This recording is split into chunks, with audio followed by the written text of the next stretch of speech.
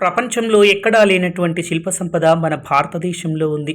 అత్యంత అద్భుతమైనటువంటి సుందర మనోహర రూపాలను శిల్పాలుగా చెక్కి ఒక రాయికి ప్రాణం పోసినటువంటి గొప్ప చరిత్ర భారతదేశ శిల్పులకుంది. ఎన్నో వందల సంవత్సరాల క్రితం మన భారతదేశంలో శిల్పుల కళ అత్యంత వైభవంగా ఉంది. వారు ఎప్పుడో చెక్కినటువంటి శిల్పాలు ఇప్పటికీ మనకు సజీవంగానే కనిపిస్తూ ఉన్నాయి కొన్ని పురాతన దేవాలయాల్లో. ఈరోజు నా ప్రయాణం కర్ణాటక రాష్ట్రం కోలార్ డిస్టిక్ కోలారమ్మ దేవాలయం. ఈ ఆలయం చూస్తున్నారు కదా, శిల్పకళకు పుట్టినిల్లుగా ఉంటుంది. అత్యంత సుందరమైనటువంటి శిల్పాలు చెక్కినటువంటి మహాశిల్పులు ఎందరో ఈ నేలపై ఉన్నారు.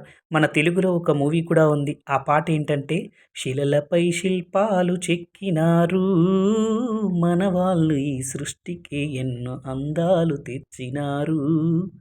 ఈ సాంగ్ అండి చాలా అద్భుతంగా ఉంది. అక్కడంటే శిల్పుల ప్రతిభను వర్ణించారు ఆ సాంగ్‌లో. మీకు వీడియో నచ్చితే సబ్స్క్రైబ్ చేసుకోండి.